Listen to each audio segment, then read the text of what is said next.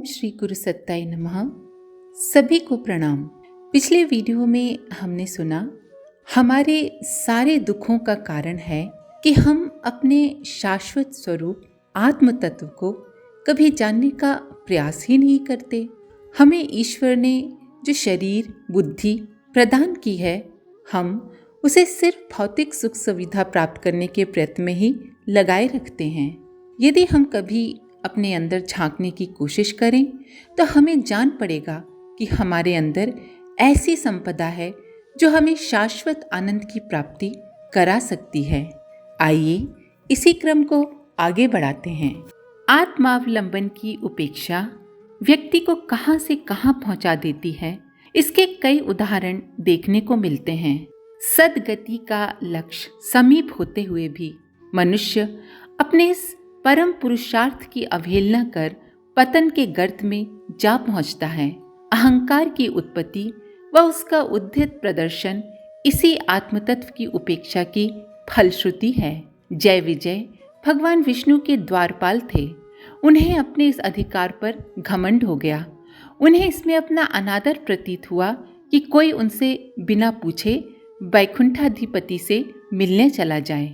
इन द्वारपालों ने अपने अधिकार का दुरुपयोग कर नारायण प्रिया लक्ष्मी स्वयं ग्रह स्वामिनी को भी भीतर जाने से रोक दिया। लक्ष्मी जी शालीन स्वभाववश मौन रह गईं, पर जिस दिन जय और विजय ने सनक, सनंदन, सनातन और सनत कुमार जैसे महात्माओं को रोक दिया तो वे चुप न रहे। उन्होंने दोनों को असुर होने का श्राप दे दिया। 3 कल्पों में उन्हें हिरण्याक्ष, हिरण्यकशिपु, रावण, कुंभकर्ण एवं शिशुपाल दुर्योधन के रूप में जन्म लेना पड़ा। संतों को तो उन्हें निरंकारिता का पाठ पढ़ाना था। वैकुंठवासी होने के नाते स्वयं में पूर्णता मानकर अपने आप को पतन के भय से मुक्त मान लेना किसी के लिए भी नीचे गिरने का कारण बन सकता है। निष्कर्ष यही है कि जब स्वर्ग में बैठा एक उच्चाधिकारी भी इस दुर्बलता के कारण रावण आदि असुर योनि को प्राप्त होता है, तो फिर मृत्यु लोक का प्राणी ये कैसे मान लेता है कि वह आत्मा की उपेक्षा कर प्रगति कर सकता है। आत्मज्ञान की प्राप्ति का पथ एक ऐसा पथ है जिस पर एक बार कदम रखते ही मनुष्य कभी लौटने का विचार नहीं करता। इस पथ पर पग रखने भर से होने वाली अनुभूति उसे अनिवर्चनीय आनंद की प्राप्ति करा देती है। ये एक ऐसी पारसमणि है जो अंदर से बाहर तक मनुष्य को स्वर्ण युक्त बना देती है।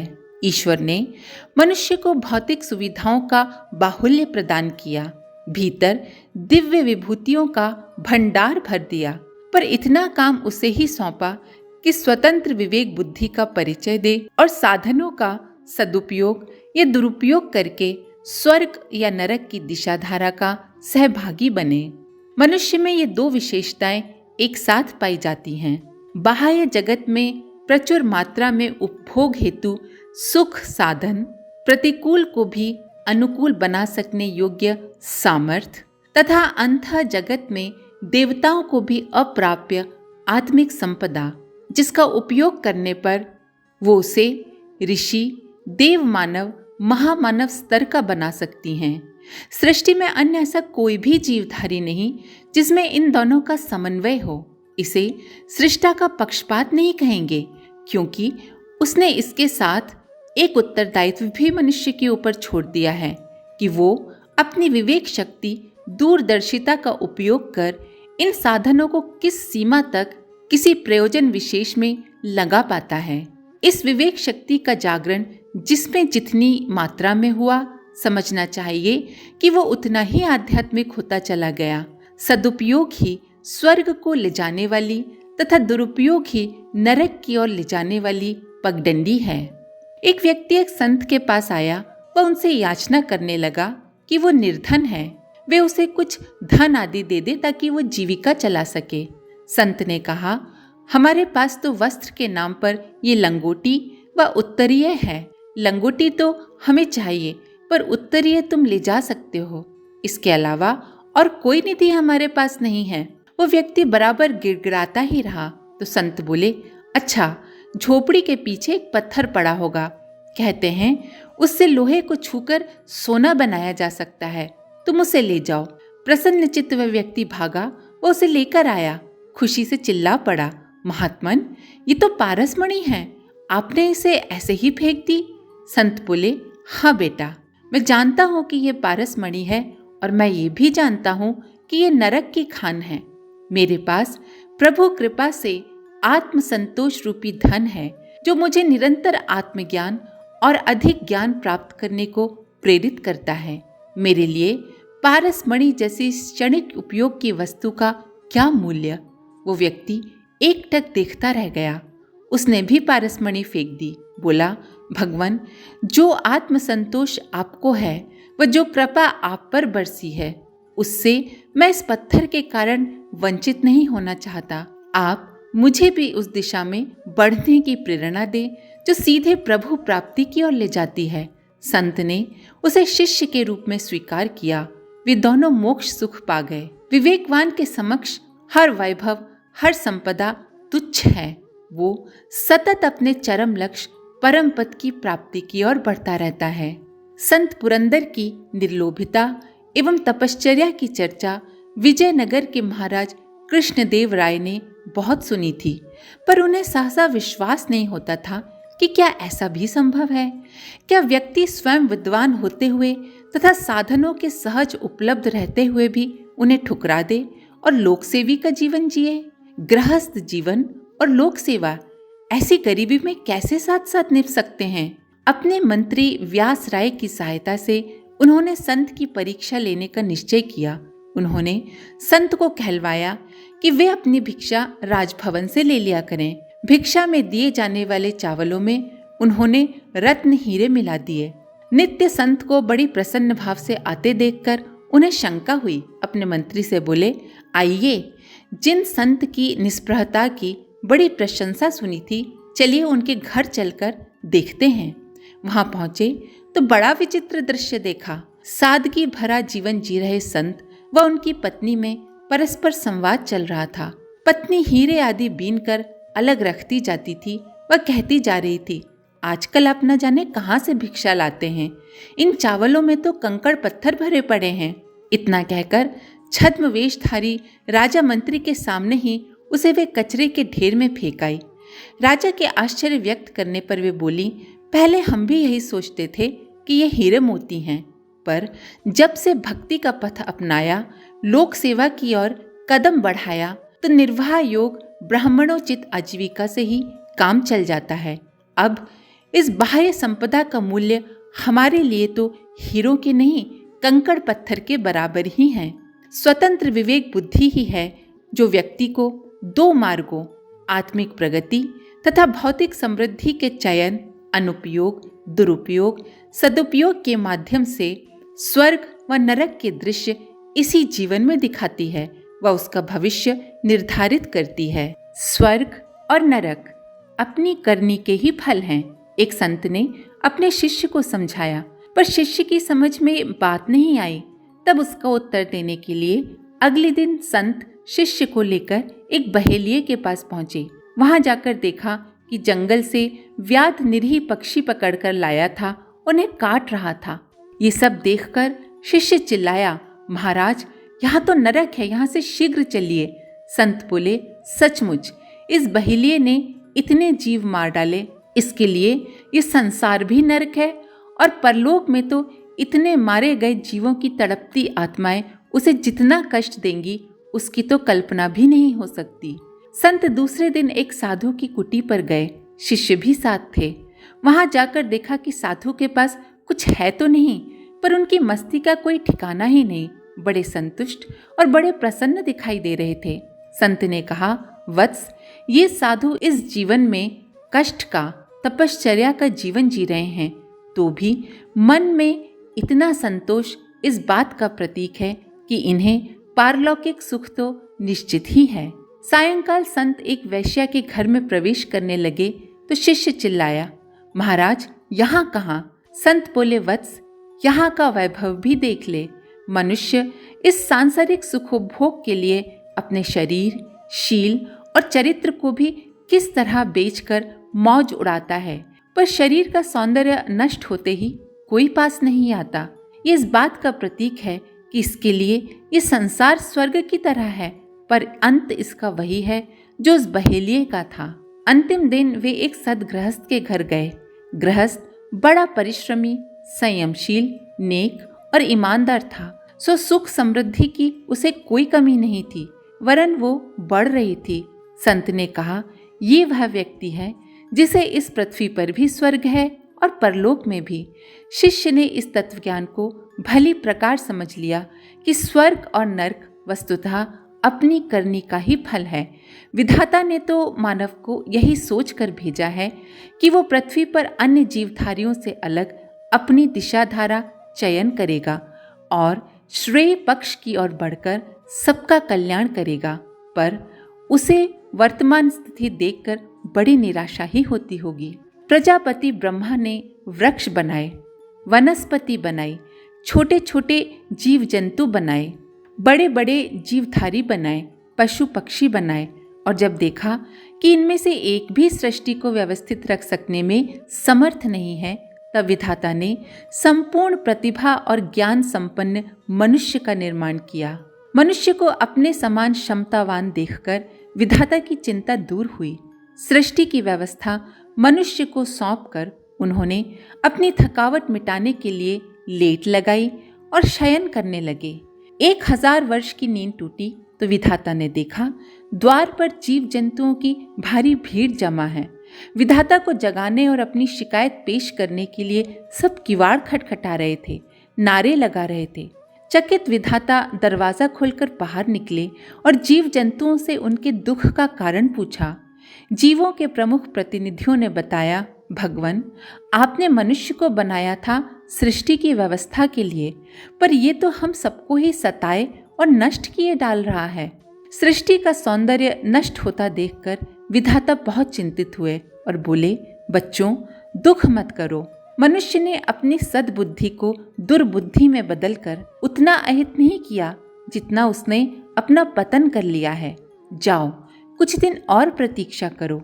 एक दिन उसकी ये दुर्बुद्धि ही उसे पशुवत जीवन में ले जाएगी। तब वो स्वयं ही अनुभव करेगा कि यदि हम भी पशुओं की तरह जीवन जीते हैं तो मनुष्य शरीर पाने का क्या लाभ। ये ज्ञान ही उसे पश्चाताप और सुधार की प्रेरणा देगा और तभी सुख शांति स्थापित होगी। वो स्वयं गिरा है, उठेगा भी स्वयं ही। महाप्राज्ञ पिप्लाद कहते हैं, हे तात, मनुष्य की जो भी प्रगति दुर्गति दृष्टिगोचर होती है वो उसकी स्वयं की संरचना है, ये निश्चित समझो। मनुष्य अपने भाग्य का विधाता आप है। जो इस तथ्य को समझते हैं वे अपने चिंतन और प्रयास को दूसरों और अपने कल्याण की तरफ लगाते हैं। ऐसे लोगों में से किसी को भी पतन पराभव की यंत्रणा नहीं सहनी पड़ती। आत्मज्ञान की सबसे बड़ी उपलब्धि है ये बोध हो जाना कि हम अपने आप में सर्वसमर्थ शक्तिमान सत्ता हैं व अपना भविष्य स्वयं बना सकते हैं। सृष्टा का यही तो सबसे बड़ा अनुदान है।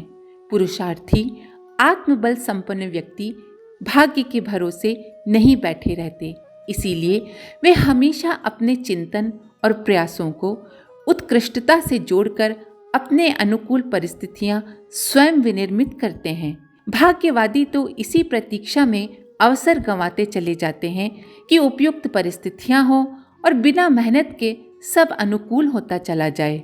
शास्त्रों में लिखा है, सोते रहना ही कलयुग है, जागरणोपरांत जम्हाई लेना द्वापर है, उठ पड़ना ही त्रेता है, उठकर अपने लक्ष्य के लिए गतिशील हो जाना ही सतयुग है। अतएव लक्ष्य प्राप्ति के लिए चलते रहो, आगे बढ़ते रहो। प्रगति और दुर्गति के 2 उदाहरण महाभारत में देखने को मिलते हैं। युधिष्ठिर व दुर्योधन दोनों का कृत्य ही उनका भविष्य बन गया। धर्मराज ने जुआ खेला, इसीलिए उन्हें वनवास भोगना पड़ा, पर उन्होंने अपनी धर्मनिष्ठा बनाए रख पत्नी व भाइयों सहित उसे भोगा।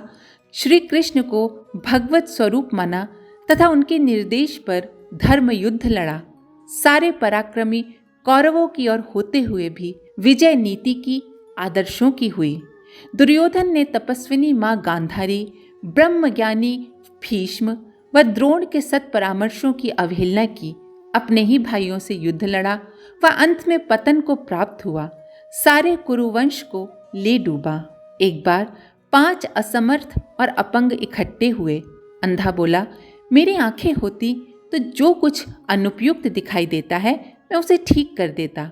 लंगड़ा बोला, मैं तो दौड़ दौड़ कर लोगों की भलाई करता।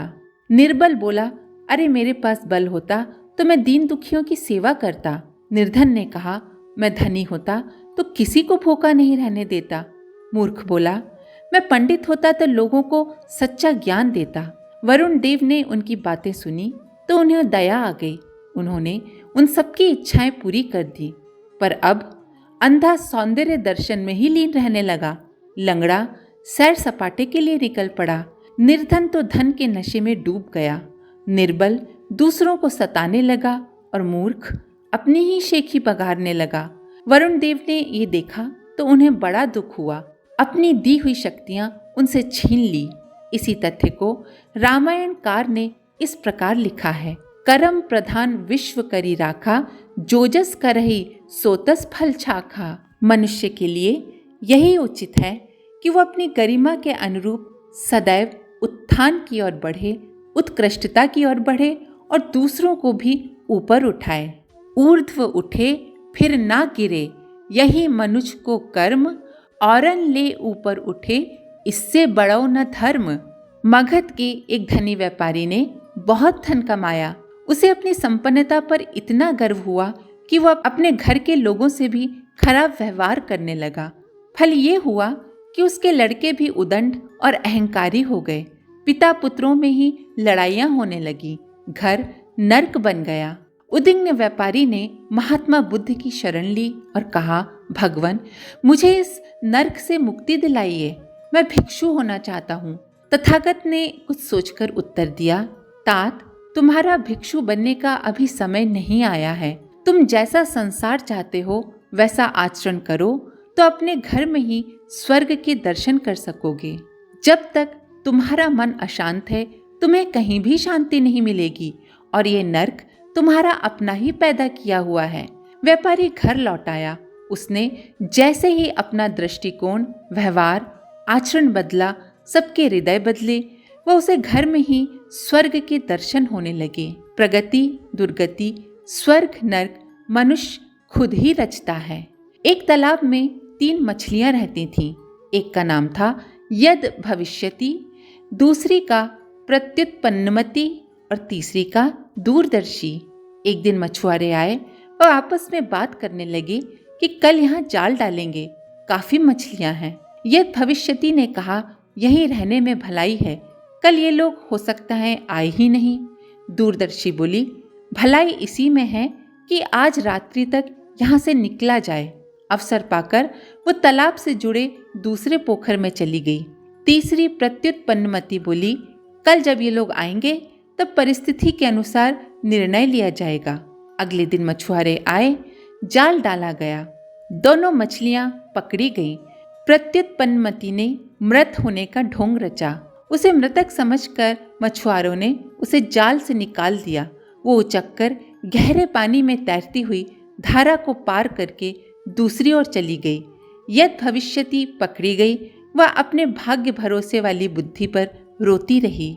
इसी प्रकार दूरदर्शी, तुरंत निर्णय लेने वाले व भविष्य भाग्य पर विश्वास कर हाथ पर हाथ धरे बैठे रहने वाले 3 प्रकार के मनुष्य होते हैं।